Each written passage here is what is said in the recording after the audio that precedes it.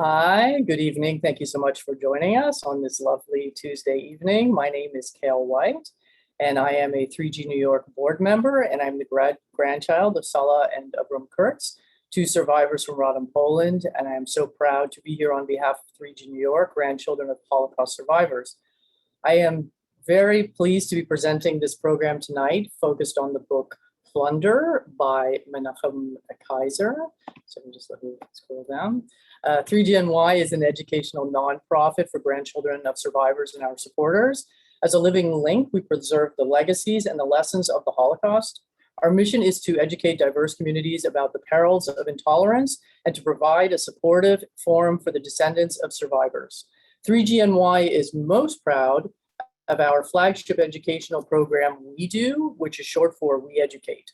This initiative empowers grandchildren of survivors to learn and compellingly share their families' Holocaust experiences in school classrooms and with community groups. Since We Do started in 2010, we've trained more than 250 speakers, visited 300 classrooms in 90 different schools, and have reached more than 25,000 students. 3GNY is volunteer run, and we have so much more to do, and we're making it happen however we can. For more information about how to bring 3GNY speakers to your community or to support our critical work, please visit us at 3gny.org. And now to our program. So first, I would like to introduce our guest, author Menachem Kaiser. Menachem Kaiser holds an MFA in creative writing from the University of Michigan and was a Fulbright Fellow to Lithuania. His writing has appeared in the Wall Street Journal, The Atlantic, New York Magazine, and elsewhere. He is the grandchild of Holocaust survivors. He is a native of Toronto, Ontario, Canada, and he is currently a resident of Brooklyn.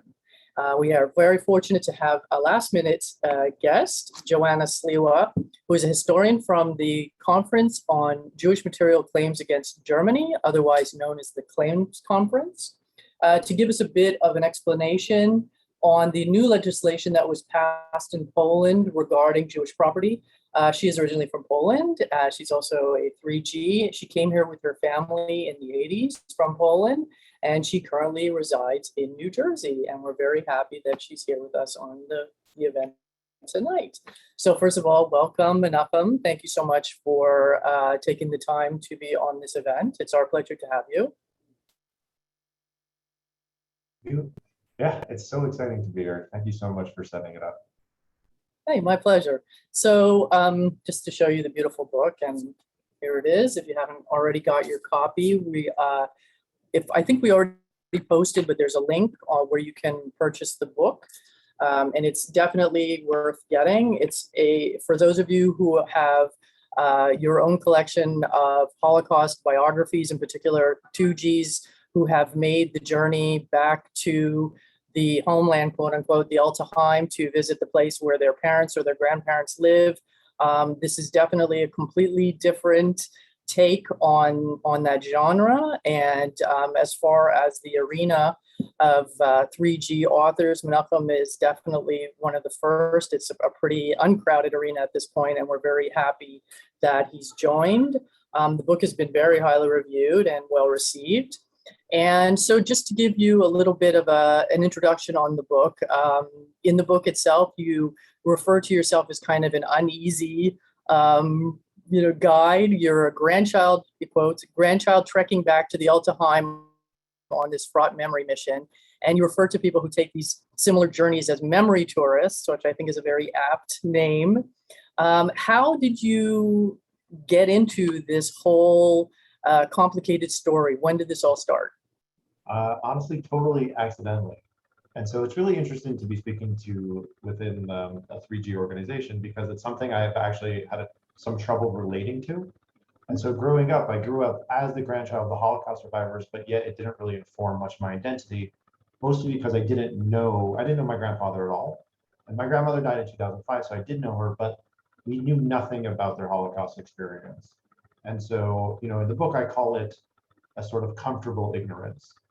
And so I was ignorant of the story, but yet I didn't feel any pressure to learn about it. And it wasn't something that was passed down, or at least consciously, at least I wasn't conscious of it at that point. Like no sense of trauma or sort of longing was passed down from my father to us. So I felt actually completely undisturbed by it. And so later, when I was older and I started meeting other 3Gs, and there was a much more prominent part of their identity, I had some trouble relating, and they also sort of called BS on me. They're like, there is disturbance there, you just don't know how to read it. And so they moved the needle, let's say. But originally, I moved to Lithuania when I was 25 for a Fulbright fellowship. I don't have any family roots there. I went pretty ignorant of, I would say, basically everything. And I was not going for any familial reasons whatsoever. There was a series of mishaps, and my research project ended up becoming the Vilna Ghetto. And so I spent quite some time researching the Vilna Ghetto, and that was my first, I would say, serious exposure to Holocaust research. Like, I grew up in day schools and summer camps and that stuff, so there's a lot of material, and you receive quite a bit of it like via osmosis, but like it's all sort of just congeals into like one giant like trauma. You just don't, you don't know anything particulars, and I found it to be like far more rich and interesting and challenging than I had given it credit for. And so that really became a big part of my life. And so I started writing, I would say, around it. Mostly, I was very interested in these questions of memory and narrative, particularly as they played out in the arena of politics. And so I was focused on Lithuania, and then I ended up meeting this guy. It's a long story. This sort of Hasidic guy in March in Vilnius, which you don't meet many Americans, and you certainly don't meet many Hasidic guys from Brooklyn. And he turned out to be the road manager for the Scorpions, the band. A side story, I actually took the Scorpions to karaoke, where they refused to sing their own songs, but it's neither here nor there. And so, anyways, I met this guy. I helped him out with some stuff because I was a sort of a local, and he invited me to come with him to Krakow for Rosh Hashanah. His father was the chief rabbi of Galicia, which is a region that no longer really exists. So it's funny that it has a chief rabbi, but it does. And I went. So that was my first trip to Poland. And again, I didn't go for any familial reasons. I didn't feel drawn there. I didn't feel disturbed by the place. I went because it seemed interesting and I had an invitation. Once I was in Poland, though, I felt, it's like, it's my first time here. I don't know if I'll be back. I should go visit my grandfather's hometown. It's a train ride away. And so I called my father and asked him if he had any addresses. And he's like, yeah, you know what? I think I have this old box of papers. So let me go look. And he called me back a few hours later, and he spelled out a street name. Then I could not even hope to pronounce it. Now I'm somewhat better at it. It's called Malkowskiego. There's a street in Sosnowiec, and I just got on a train. I found the building. Everything I sort of implicitly understood that this is where he had grown up. I was like, okay, I'm doing my memory pilgrimage. I took pictures. I snuck inside. I tried to imagine which door was his. I had a quote unquote meaningful experience, and then I left. And I really had no reason to ever think I'd go back, because I had to feel what reason would there be to go back to see the building again? Like, I didn't feel any roots there. I actually felt like my grandparents had done everything they could to sort of distance themselves from there. But then over the next few years, I ended up spending a lot of time in Poland because I just actually enjoyed it quite a bit more than Lithuania. So I used it as my base for research.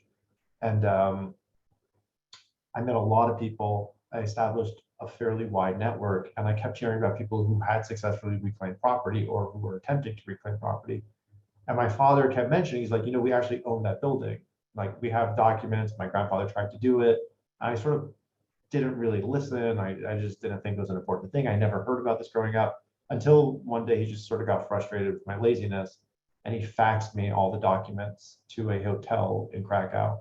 And that's the point where everything changed. When I was reading those documents, which were just a mess of English and German and Polish documents stretching from 1932 to the 70s. But what happened there is I really felt like for the first time in my life that I met my grandfather. So I was really able to see his frustration. I really felt for the first time I saw his personality emerge. I saw him trying and failing to get this building back. And I felt an entry point. I felt, here's a way for me to enter the story and for me to forge a kind of relationship with my grandfather or to be in some sort of conversation with him. And so that's where the book really begins, is when I sit down, decide to do this, and contact the lawyer, and then things proceed apace. Right. So, clearly you were not expecting this story to take the turns that it did. And I don't want to give away too much information, but you become enmeshed in this multi-year quest, winding its way through the Polish judicial system. And you encounter a lot of interesting characters, and you make a lot of interesting observations about the different people, including what you characterize as the zany tour guides, and the different characters that you encounter. And I particularly enjoyed your depictions of their very colorful and unique outfits. But so after a while, you start to encounter a lot of frustration. But your first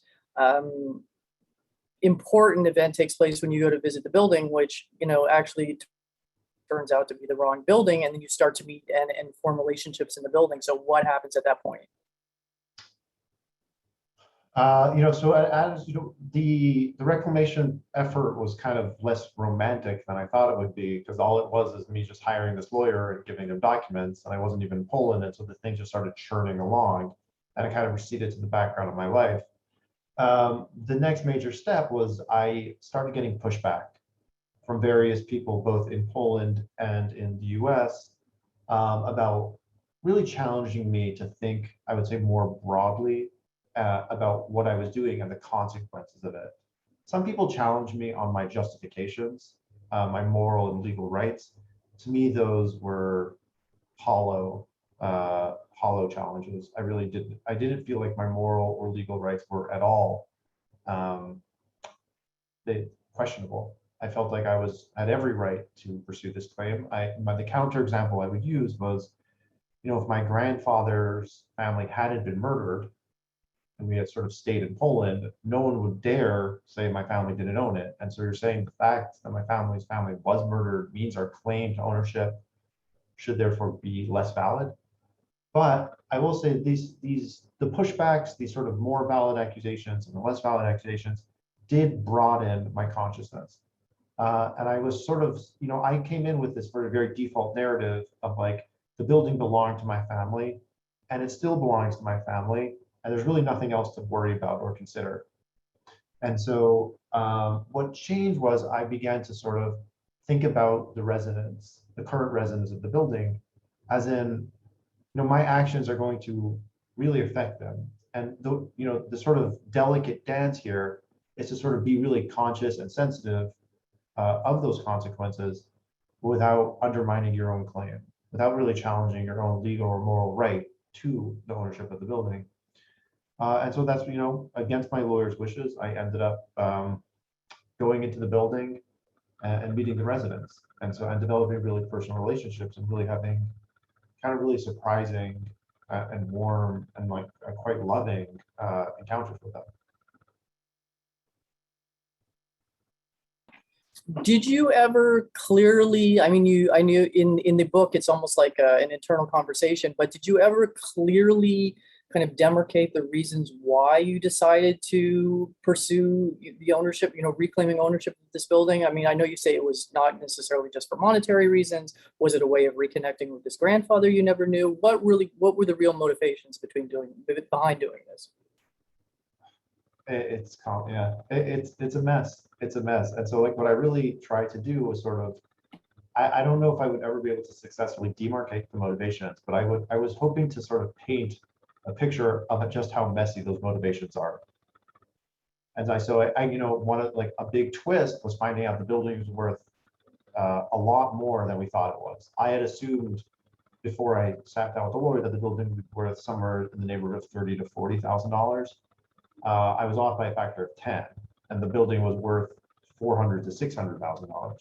And so that changes the dynamic of what you're trying to do. I also was coming from a really complicated family background where my uncle, my father's brother, there was a big rift in the family, and my father and his sister didn't speak to their brother for 10 years over an inheritance claim.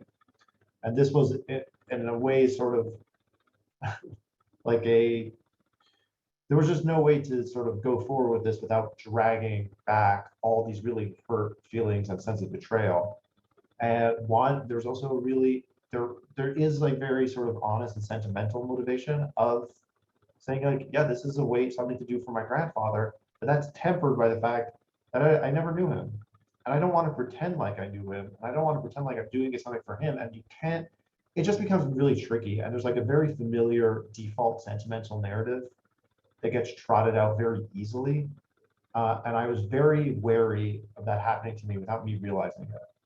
I sort of like this very loving, touching grandfather, grandson, but I was like, the fact that I didn't know him and knew basically nothing about him matters. It matters in sort of what is the function of this sentimentality? Like, what are its limitations? And lastly, there's, I try to be upfront, like I'm a writer, and this opportunity came, like to write a book about this. And that was a big deal for me. And so I think there's a very hard question of, suppose I hadn't gotten a book deal, would I have written this book? I don't, it's very hard for me to answer. I don't know I don't know. But yeah, sort of like headline here is it's just so messy. And I think everyone's motivations when they undertake something like this, that's dealing with family and memory and history and trauma, it's just a mess. And like, I think the best we could do is say, yeah, it's a mess, and I'm going to try and figure it out, but it's never going to be clean. Oh, naturally. But, I imagine that having lived in Eastern Europe for some time before this, that you anticipated a certain level of kind of, Eastern European complication and absurdity, and I don't want to sound arrogant, kind of like a backwardness. Not that our own court system doesn't have its own unique points, but where you seem almost having experienced that, even to be surprised by the level and completely confounded by the level of absurdity that you end up encountering. That's an interesting question. Let me say, one, I never lived there. So I would go for extended periods, let's say 1 to 3 months, once or twice a year. And so I never lived there, which means I actually never really dealt with bureaucracy. Like I never got a driver's license. I never had to get a visa. I didn't really deal with landlords. Like I was actually in a way, I was a kind of glorified tourist, and I didn't speak Polish. I never had to, I was never forced to. I wasn't in university. I know I didn't deal with the consulate. Like in a way, I sort of actually did avoid bureaucracy. But I'll also say my experience with people and institutions up until that point was incredible. I just found almost without fail, amount of sort of support and curiosity and interest and investment and a willingness to help. And so I was actually coming from a place which was very different than my default family place, is that, yeah, people are not out to get me here. And so my experience up until that point had been, if I need to get something done, people have been helpful. And so I actually came in with a tremendous amount of generosity. And so some of the things I'm doing are kind of weird and silly, but bureaucracies are bureaucratic. I came in being suppose I tried to do this in Canada, tried to get the death certificate of a person who had disappeared. I have no idea how easy it would be. And so I really came in with, I really was intentional about it, saying, nothing has happened to me personally to sort of come in without a sense of generosity. So I really tried to instill that and try to have that perspective. So do you think you were motivated at all by a sense of justice? Would that have played into your thinking at all?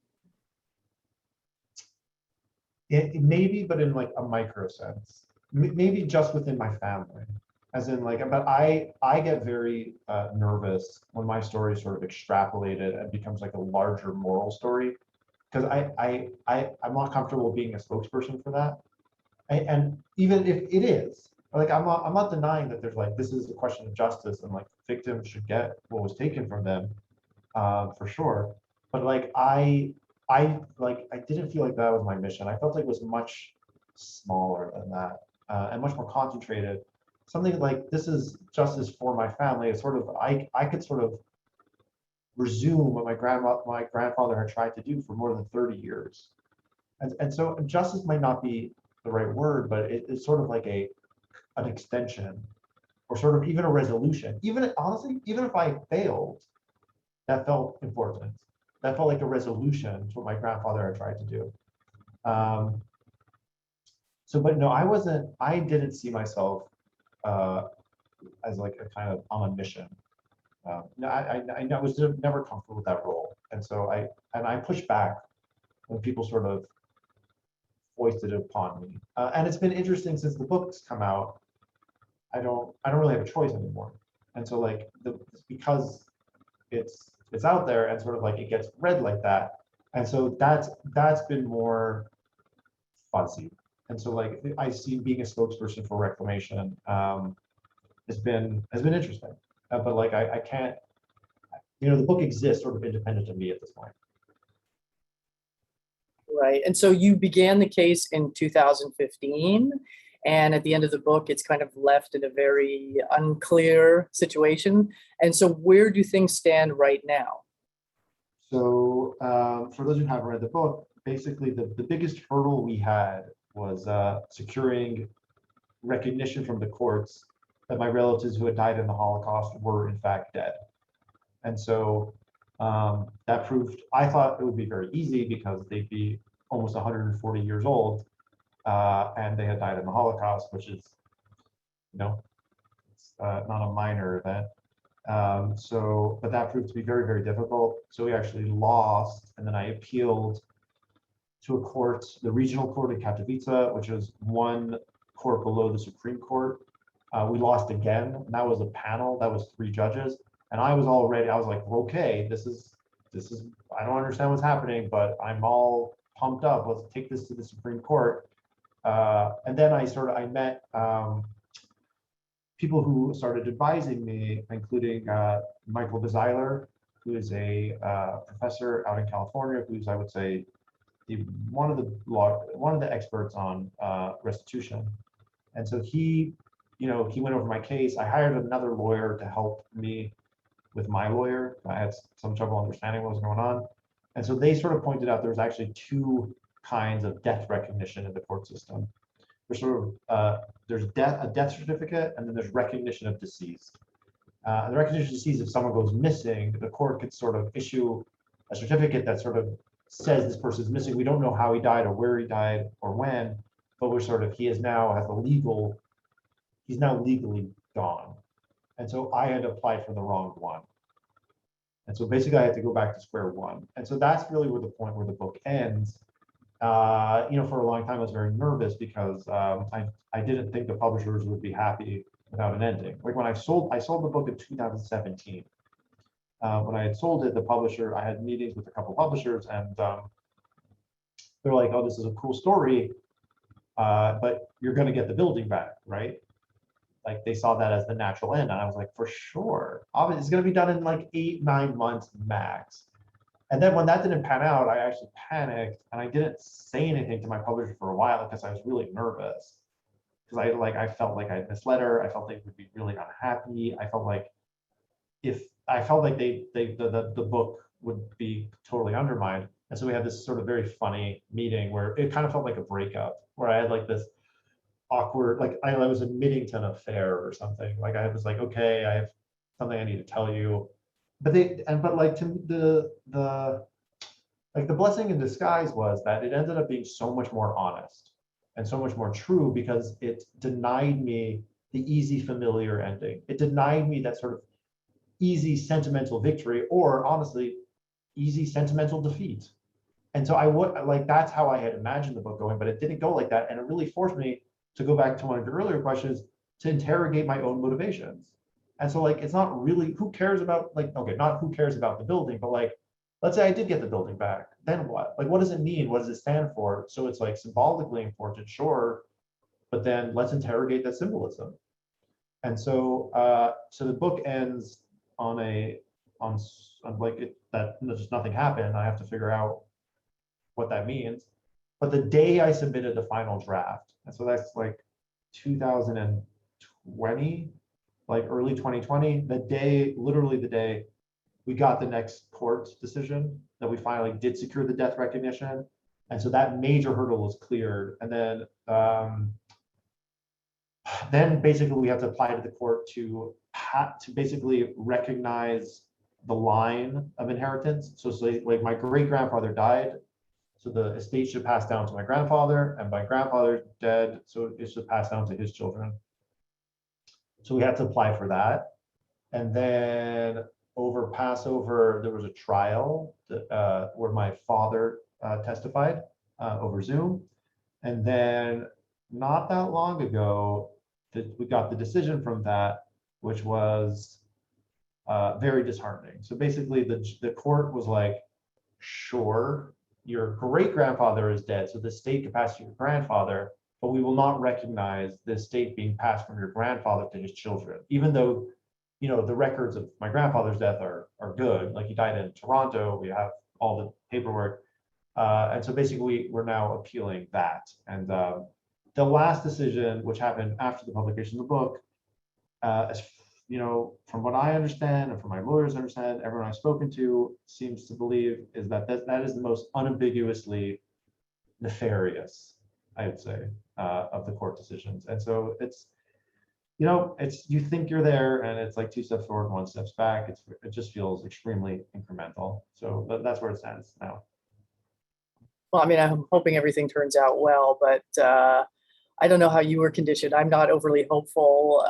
I know there were a lot of people in the book who tried to dissuade you from doing this because they had a certain preconception. They were raised with this idea that Poles are kind of inherently bad. And I don't know whether you know, I like to judge people as individuals. I don't know whether that's, you know, right or wrong, but they kind of predicted the outcome, and you were still going in with this very, I don't want to say naive, but hopeful and open-minded approach that, you know, maybe things could turn out well. So how do you feel about that now? Yeah, I mean, it's ironic. It's like, because I've been the only one in my family who spent basically any time in Poland. Like, anyone in my family who's gone to Poland, it's been on an organized trip, not to any of the hometowns of their, you know, of their parents or grandparents. Very sort of contained, didn't meet a lot of Poles. And I had been spending at that point 6 years going, you know, for months at a time. And I felt like I know the place. I felt like a certain measure of sophistication and like knowledge.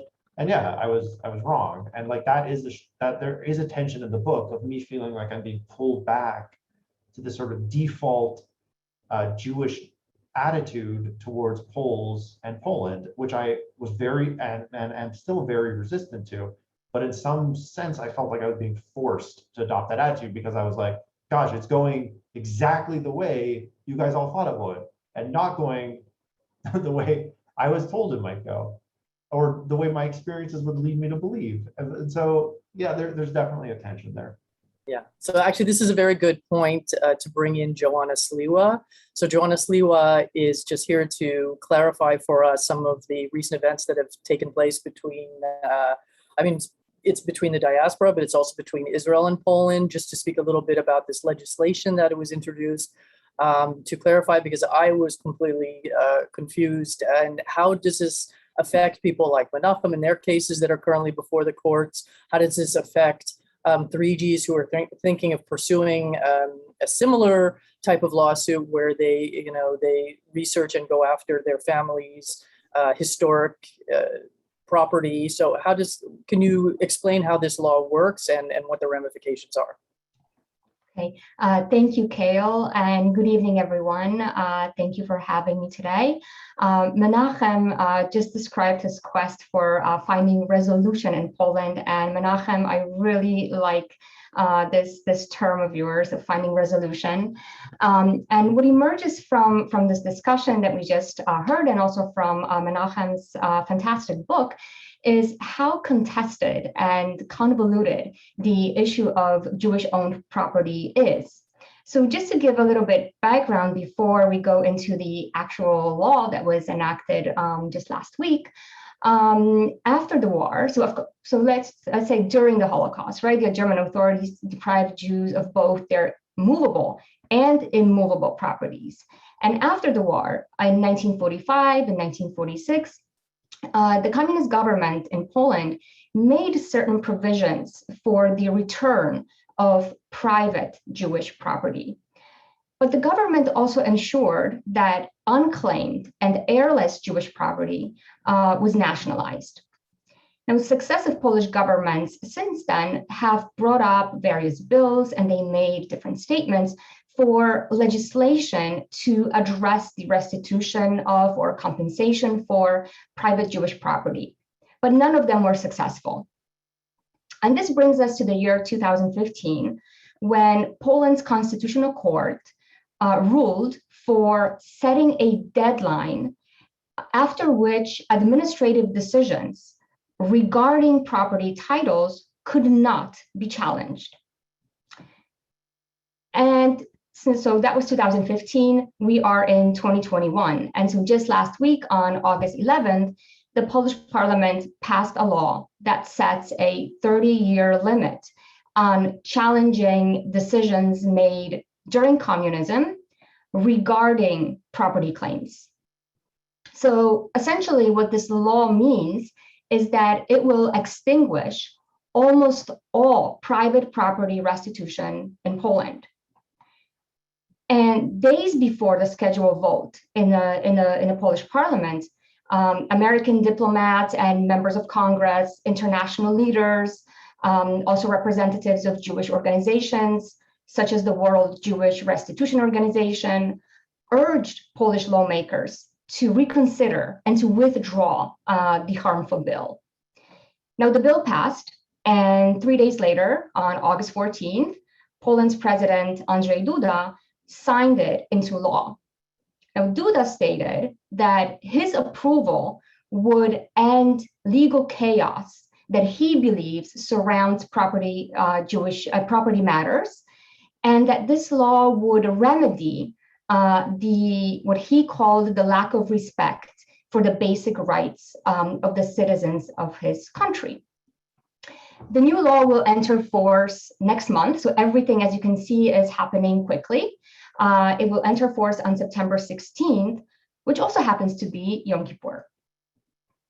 Now, why is this new law and the development surrounding it important? And I see in the chat one of the questions relates to this this law, right? It is significant. So it will be virtually impossible to seek redress for property that was wrongfully, illegally seized during the communist times. Furthermore, it will be impossible to challenge any administrative decisions, and I say any, meaning those that were made in a breach of law, any decisions older than 30 years.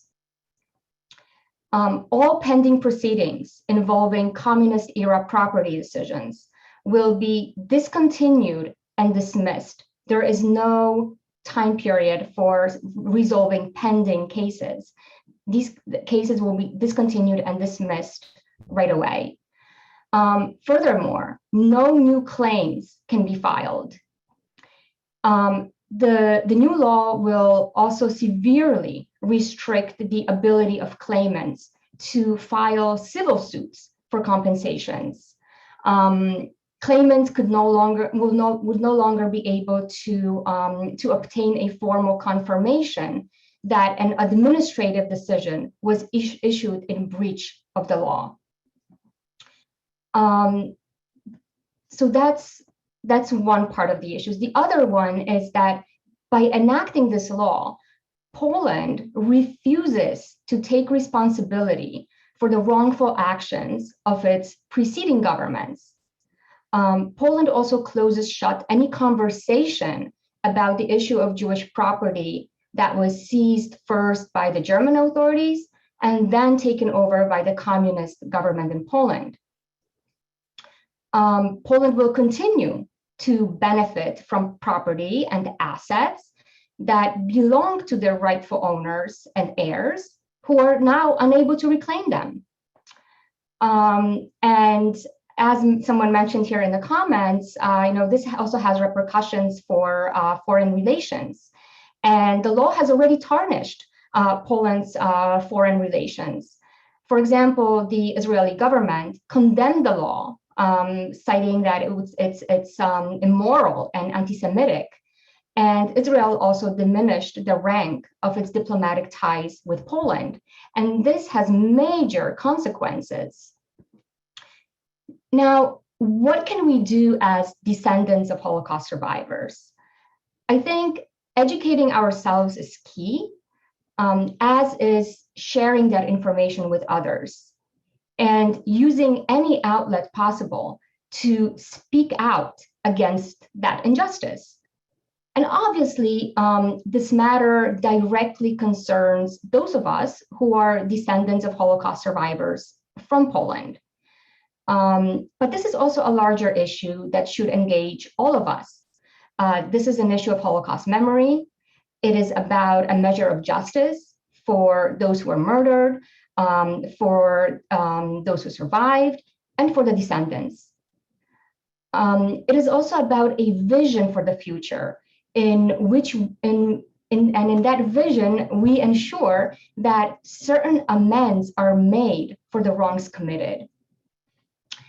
And finally, I think the issue about restitution is also about voicing our disapproval of politicized efforts to rewrite Holocaust history.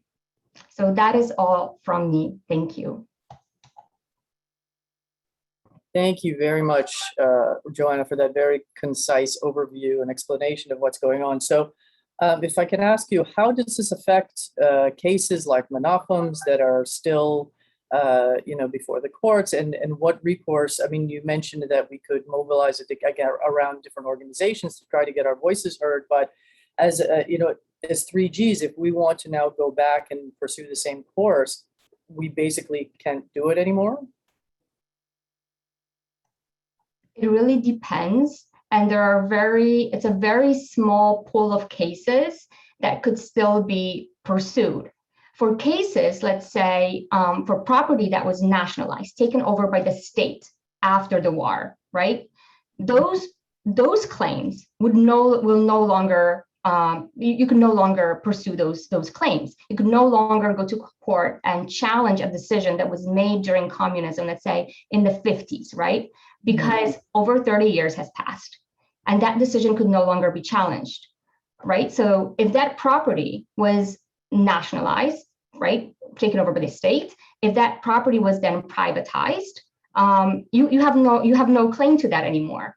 So that's why I said that this new legislation closes the door to restitution for the majority of people who are in the process of pursuing their claims or are only now thinking about starting their claims.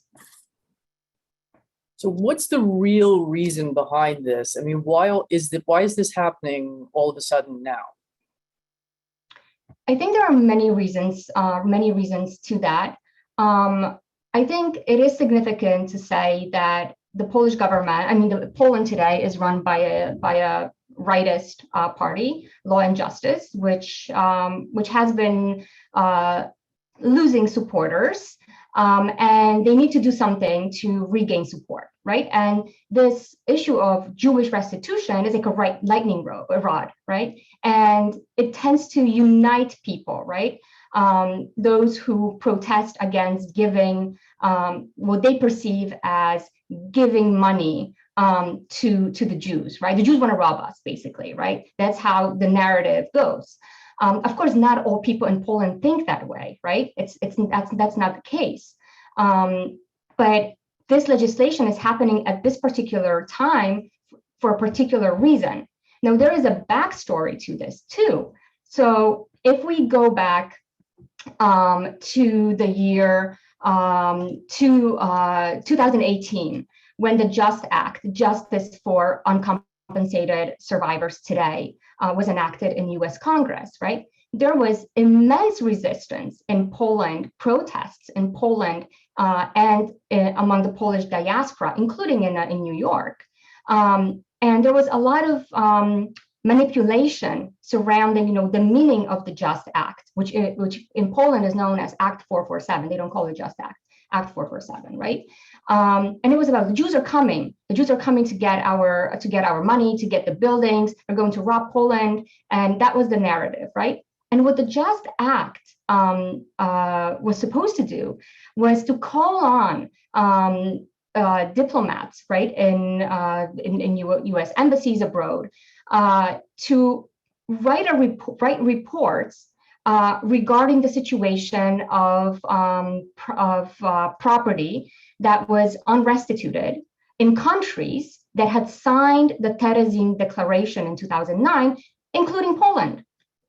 So this act did not call on Poland to immediately enact legislation, but to assess the situation, right, in Poland. So there were different groups that kind of rallied around that theme of the Jews are coming and they want to take our property. And this issue of restitution of Jewish property has been going on for years, and it's just such an uncomfortable topic that no one wanted to touch it. And in the end, what the Polish government has just done is to kind of, pushed it aside, closed it, and that's it. They don't want to touch it anymore. That's basically what they said. Let's just move on. And that's not how history works. That's not how justice works.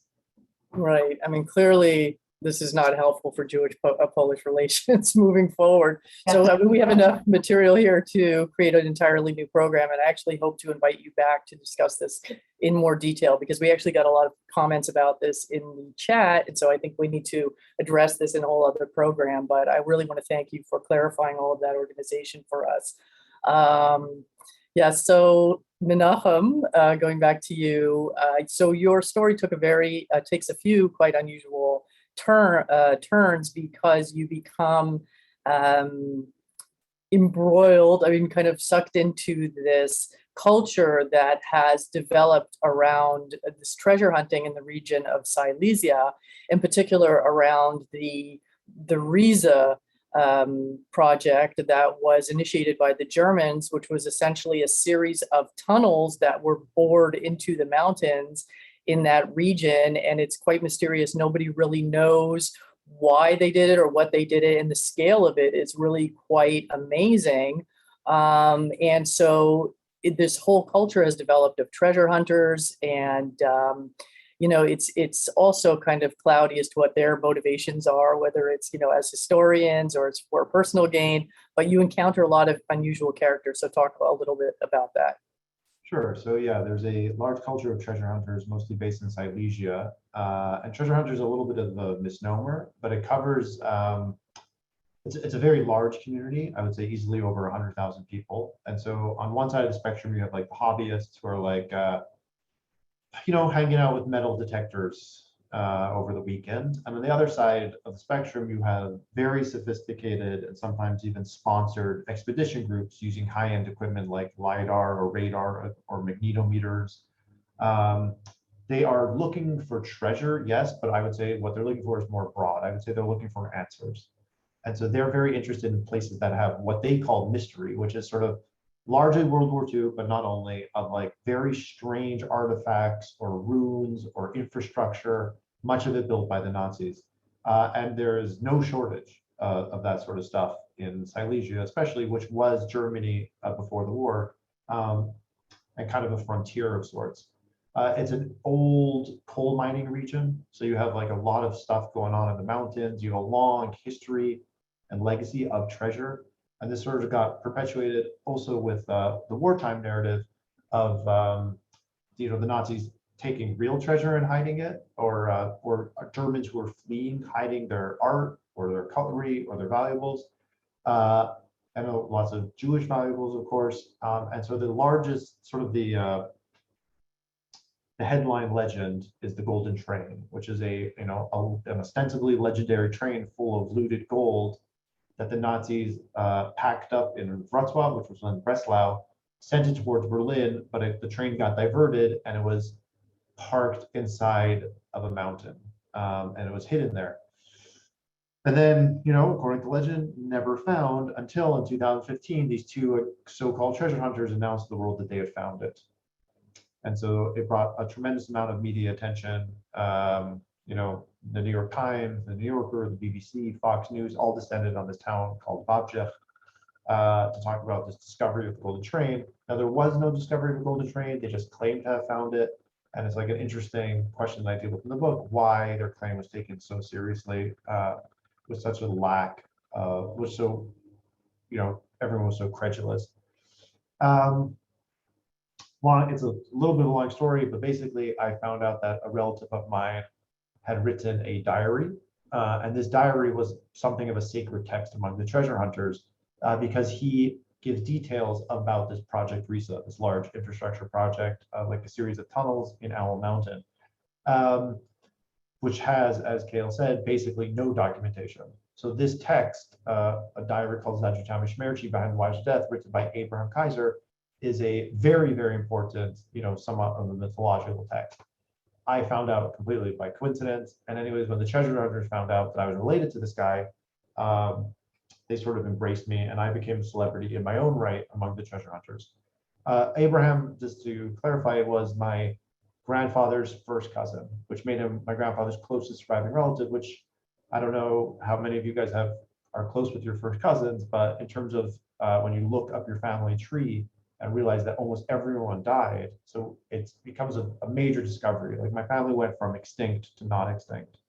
And he had, you know, we had always assumed that all of his aunts, uncles, cousins, brothers, and parents and sisters had perished. And so this was a sort of like a huge shift in our understanding of our own family. Anyways, so a central narrative of the book is sort of my descent, to use a cheesy pun, into this community with these treasure hunters. And so I will show quickly, you know, I spend some time describing them in the book, but they're very hard to visualize. And so I'll show some photos, which are not available in the book, of some of the Project Risa. And so, could you see? Yeah. So there's a series of 7 tunnels. None of them are finished. The ones furthest from completion are very small. They're like sort of like corridors inside of the mountain, but the larger ones are enormous. We're talking square kilometers in size, you know, based underground neighborhoods. It was one of the largest infrastructure projects of the war, even though it wasn't completed. And it is really in sort of scale and ambition, something really to behold. And so there are 7 of them. 4 of them are open to the public. The other ones, you either have to know the GPS coordinates or find a treasure hunter to take you. And so this is a photo that you can see on the screen of the first one I went to. It's called Complex Sobon. This one is not open to the public. It's one of the smallest ones. And you can see it's hard to appreciate how dark it is. This is taken with like a few very high-powered flashlights and a very expensive camera taken by a good friend of mine, the photographer Jason Francisco. And so yeah, it's a tunnel, and these wooden A-frames are original, are from before the war. Technically, you're not allowed to go down here, but people constantly do. This is another one from Complex Simone. And here, this is from Complex Osufka, which is one of the largest ones. It is open to the public. It's operated kind of like a national park. So you come, you park, you could go to the gift shop, you could, you know, go to the restaurant, and then you get a guide who gives you a pretty decent, responsible tour of the place. And here, this is the one you can start getting a better idea of what they were planning. So about 10% of it has reinforced concrete. I don't have a picture of a room around the corner, which is a fully concrete room, which feels unbelievably nefarious and dark. It feels like a James Bond villain lair. And so here you could get a sense of how they engineered the tunnels. And so they would have 2 tunnels running parallel, one on top of each other. And then when they got to the end, they would collapse sort of, you know, what stood in between to make a much larger cavity. And so this room is, gosh, it's like over 50 feet tall and like 150 feet long. So really, yeah, you know, this is one of the reasons why the Golden Train seems to be such a persistent myth, because these tunnels, they really sort of tweak your imagination. And so it's not that hard to imagine a golden train parked inside of one of these things. Again, it's hard to get a sense of scale from the photo, but from where the photographer is standing to the end of the back room is something like 250 feet. So whatever these tunnels were planned, it was certainly big enough, whether it was an underground factory or a barracks or some sort of secret hideout, it was truly enormous. So yeah, actually, I was going to ask you if that was the inspiration for one of the James Bond lairs, especially in Dr. No. But because this whole project remains enshrouded in mystery, it's given rise to a lot of conspiracy theories, and conspiracy theorists flock there. So, you know, on the face of it, it seems rather harmless. They're kind of funny. Some of them revolve around, you know, space travel, and, you know, perhaps the Nazis were building a UFO that they were going to launch from there. But what you discover, or what you deduce in your book, is that these conspiracy theories actually serve a much more nefarious purpose. So, you know, other than, you know, diverting people's attention from the fact that probably thousands of slave laborers died or were murdered, you know, in the course of constructing this series of tunnels, what else did you discover about these conspiracy theories?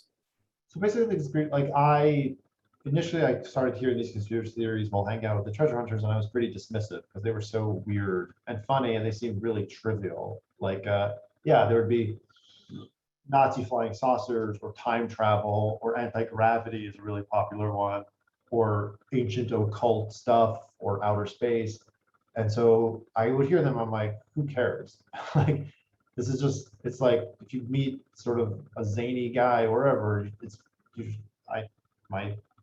so far my rule in life has been to ignore those people, to be very dismissive.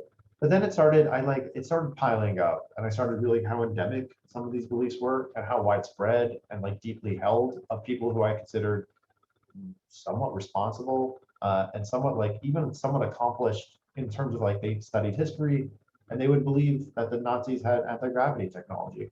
And so in the most research intensive chapter of the book, I spent, I don't know, 6 months looking into these theories, chasing them as far as I could go. And I wouldn't say they serve a more nefarious purpose, but I would say they have a very nefarious underside, which is, as you alluded to, that they sort of reshape the narrative of the war.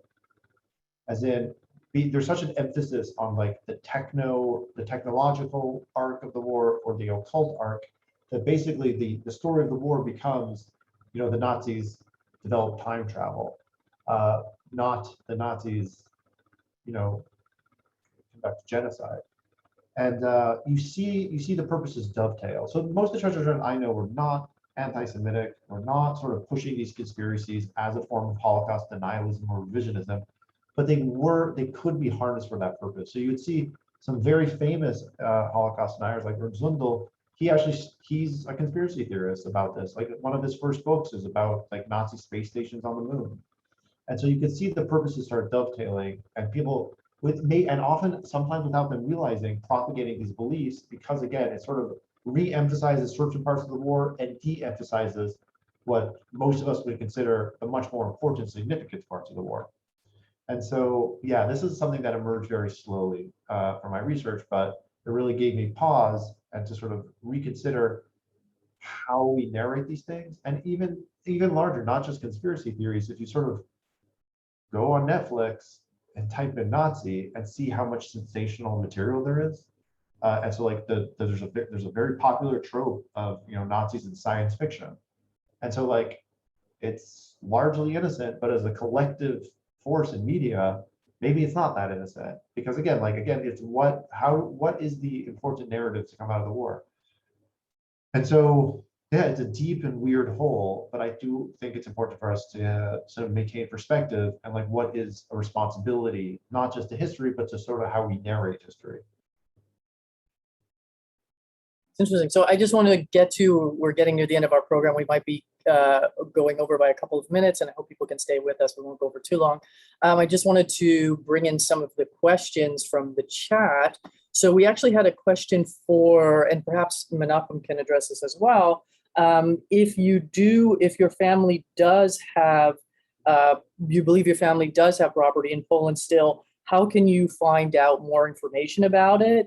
And even if you're not interested in restitution or, having it returned to you or, reclaiming its value, how can you find out more information about your family's property? So Joanna, I don't know if you want to speak to that first. She may not. Oh, there it is. I think, okay, so maybe I think, Menachem, this actually is a question for you because you've dealt with this directly for searching for records, and I can speak from the historian side, but I think as someone who did this like on your own with the help of others, maybe you could speak.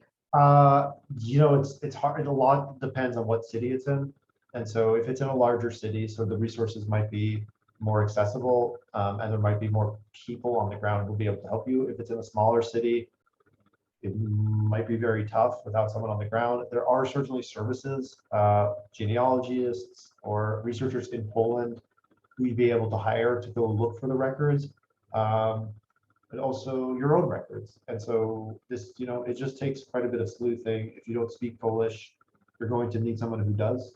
But so the WJRO is an organization that has resources. They're not going to help you go through records. I don't believe so, but you will probably have to hire someone on the ground. I was lucky enough that I knew a lot of people, and I ended up, hiring grad students actually, who didn't specialize in this kind of thing, but were sort of responsible, really intelligent, who would help me with archive material.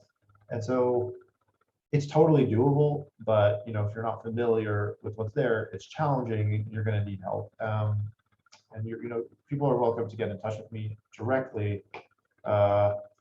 So I have an email that I'm putting in the chat that I think will be also mailed out to everyone else.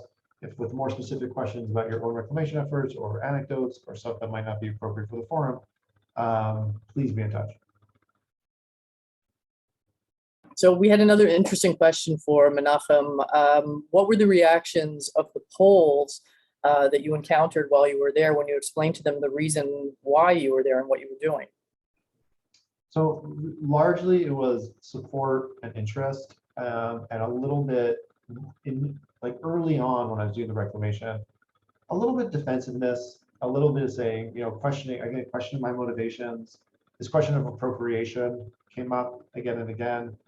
But I want to really emphasize, I encountered just overwhelming amount of support from individuals, less so from the court system, let's say.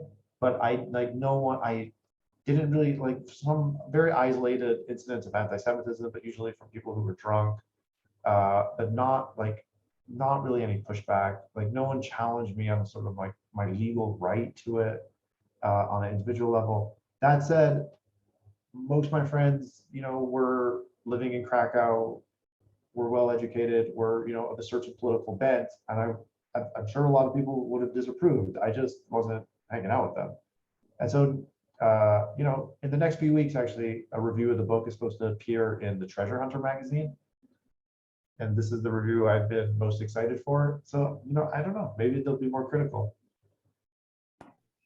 Great. So what do you envision for the future? Do you envision releasing a new version of Plunder with an epilogue with all of the different updates in it? Is there a possible Plunder 2 in the works? Because the book actually reads less like a memoir and more you toyed with the idea of writing it as a novel, but it reads almost at points like a historic reference book, at points like a mystery novel. So where do you envision taking this book? There definitely will not be Plunder 2, that is for sure. If there is a real development, and I think the development would have to go beyond just the building. I think if something major would happen, I think that would justify an addition to the book. Right now, we're figuring out the paperback. I don't think I'm going to be writing anything new for the paperback, maybe something very brief. The extent that the story might get continued in a more public way is there's been some really interesting development with doing a documentary. And it wouldn't be me, but it would sort of be adjacent to my story, I think. And so that might be something, and that's happening much quicker than I thought. And so, stay tuned. There's nothing imminent, nothing for a while, but I'm hoping to go to Poland in a few weeks. Yeah, so perhaps something along those lines, but who knows? I mean, I don't know if you would be open to the idea or if anyone's made any offers, but what about, a Plunder dramatization? I mean, it really doesn't need to be dramatized because the book's already pretty dramatic as Yeah, it is. Yeah. that's something that's been really interesting.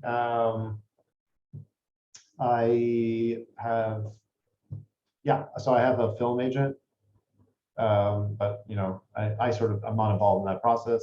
No offers have been made, but they're shopping it. So I just want to thank you so much for coming on the program and talking with us about your book, and also to Joanna Sliwa for being on this event tonight. And of course, if anyone has any specific questions that they would like to address to Menachem, we have a dedicated email that was posted in the chat where you can contact him. And also, if you want to reach out to Joanna, you can do so through us, and we will put you in touch with her. And as well, we posted the link to purchase the book, which I highly recommend. And you can also buy it from other online booksellers, but it's nice to buy it from a small independent bookseller. And so we'd like to thank also all of you, our viewers, for watching our show. And we'd like to hope that you will continue to support the activities of 3GNY. And please visit our website, 3gny.org, for a calendar of all of our upcoming events, of which there are many. And just if you can support us financially, that would be greatly appreciated, because it is a volunteer-run organization. And just thank you so much for your participation. And if I don't see you beforehand, have a wonderful, happy, healthy, and sweet New Year. Be well. Thanks, everyone.